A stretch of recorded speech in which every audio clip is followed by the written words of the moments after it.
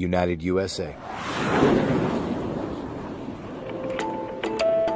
Right now, the West is experiencing major issues with water shortages and water scarcity. During the drought, we've seen unrelenting high temperatures, dry soil and vegetation that is essentially fueling wildfires earlier in the season and depleting reservoirs. So, for example, Lake Oroville in Northern California is a significant source of water for the region.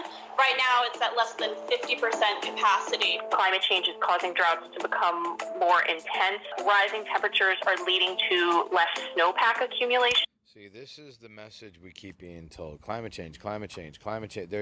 They're literally, can you feel it? Am I the only one that can feel them drilling it into my head, literally brainwashing you with it? Now listen, the temperature has always fluctuated. We can go back because we can look at ice samples from the glaciers, okay? Somebody says, well, you know, it does show that the temperatures always fluctuated, okay? The majority of what has to do with the weather phenomenon that we're seeing is not just because of the level of CO2 and carbon emissions, okay? It really comes back to our solar system and the sun's activity.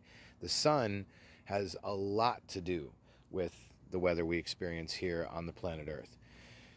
That's another video, but the point is that it's very, very important people take that into consideration. Source that all humans need. And right now what we're seeing is there's just not enough water to go around. The current situation is that large swaths of the West, basically all of California, Oregon, Nevada, and Utah, and a few other states are in a state of drought right now. Why didn't they mention Arizona? Hello, what are we?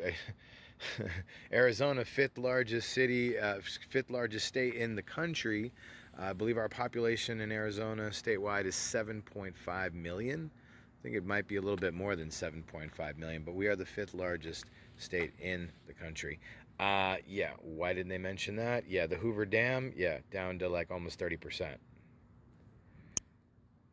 Hard really to find a business that's not being affected. And when the water runs low, the economy feels the effect.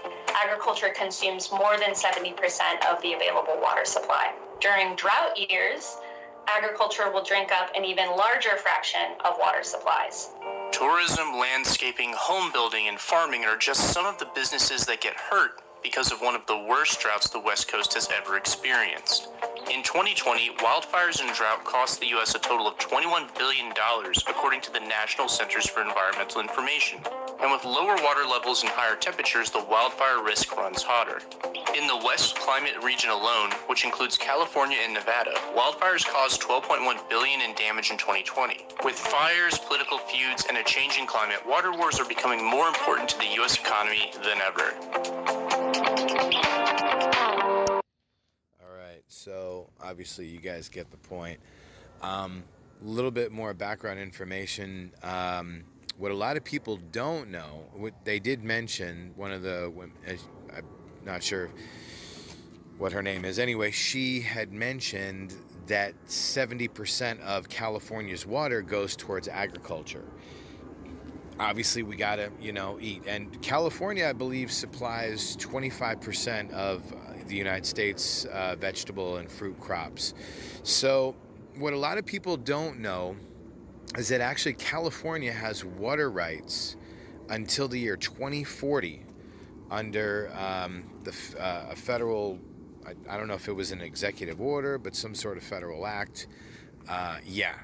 So what does that mean? What it means is out of like 7 or 8 states on the West Coast that not only get their water from, the Hoover Dam, that's not just it. I mean, obviously each state has their own reservoirs and their own water supplies as well.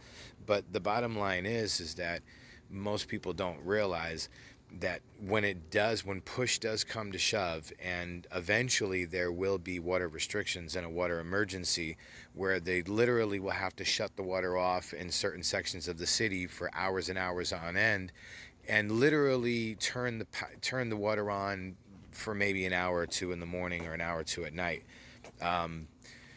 and so that they can conserve and balance the ratio. It will come to that point. Now, in which state and which one comes first, I can tell you this much: it will not be California first, because California is first in line for the water and is protected under a federal mandate or act or whatever it is until the year 2040.